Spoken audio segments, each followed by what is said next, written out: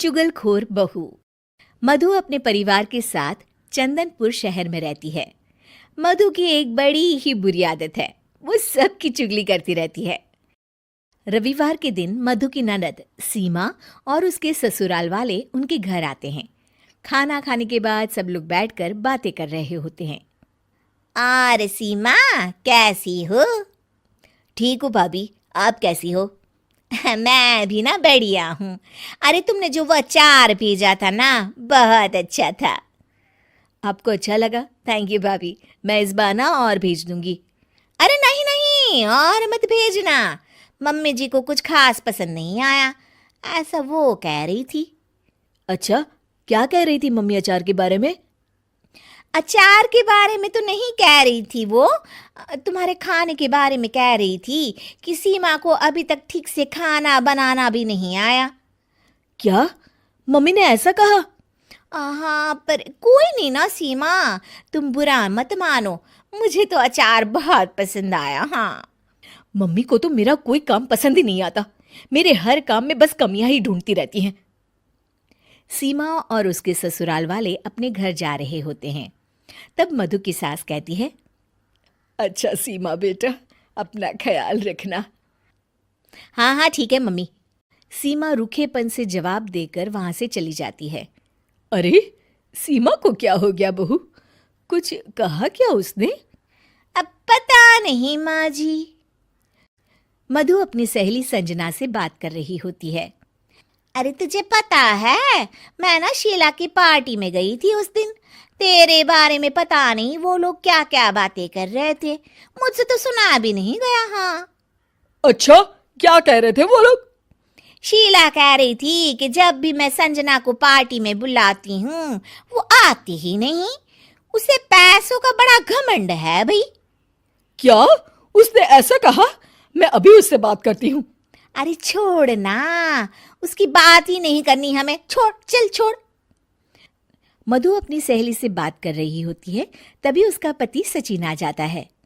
अच्छा संजना, मैं ना तुमसे बाद में बात करती हूँ, ठीक है?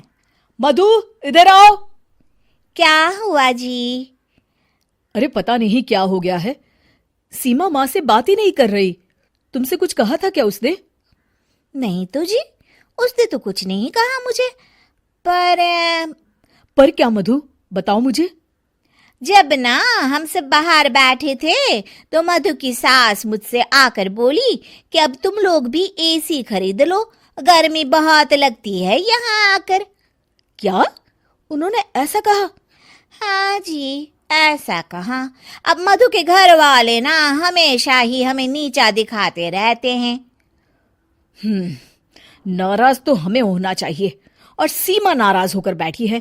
कोई बात नहीं, होने दो नाराज, हमें भी फर्क नहीं पड़ता। मधु मेरी एक बात ध्यान से सुनो, कोई जरूरत नहीं है आज के बाद उससे बात करने की।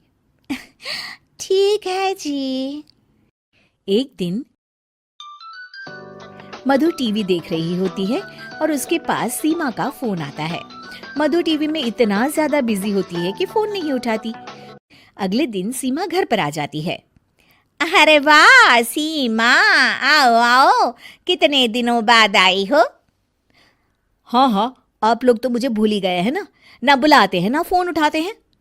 अरे ऐसा कुछ भी नहीं है, क्या हुआ सीमा, बताओ मुझे। आप लोगों को तो कुछ फर्क ही नहीं पड़ता। सीमा रोने लगती है और अपने कमरे में चली जाती है। तभी सचिन भी वहां आ जाता है। रुकिए जी, मैं बात करती हूँ सीमा से।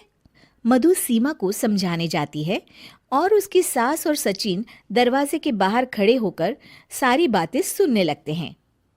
अरे छोड़ ना सीमा, तेरे भैया की तो आदत ही है बात का बतंगड़ बनाने की। मैंने उन्हें बताया भी कि सीमा के घर वालों को गर्मी लगती है, जब वो लोग आते हैं तो हमें एक एसी ले लेना चाहिए, तो उसमें भड़क गए, कहने लगे उन्हें अपनी अमीरी पर बड़ा घमंड है। मधु की सास और सचिन ये सब सुनकर चौंक जाते हैं कि मधु ये सब क्या बोल रही है। शायद मेरी ही गलती है, मुझे यहाँ आना ही नहीं चाहिए था भाभी। अरे नहीं नहीं मधु, तू क्यों नहीं आएगी? ये घर तेरा भी तो है ना। म- माना कि मम्मी जी तेरे हर काम में कमी निकालती रहती हैं, पर तभी अचानक सचिन और उसकी सास कमरे में आ जाते हैं और मधु उन्हें देखकर चौंक जाती है। मम्मी जी, वो मैं ना सीमा को बस समझा रही थी कि वो कहीं ना जाए। समझा रही थी या भड़का रही थी? हाँ, तुम इतनी बड़ी चुगलखोर हो मधु, हर किसी की बुराई करती हो, सबके बारे में झूठ बोलती हो ताकि हमारे बीच झगड़ा हो। मुझे नहीं पता था कि मेरे सामने तुम्हारा ऐसा रूप भी आएगा। मुझे माफ कर दीजिए जी। आपने मुझसे भी झूठ बोला भाभी।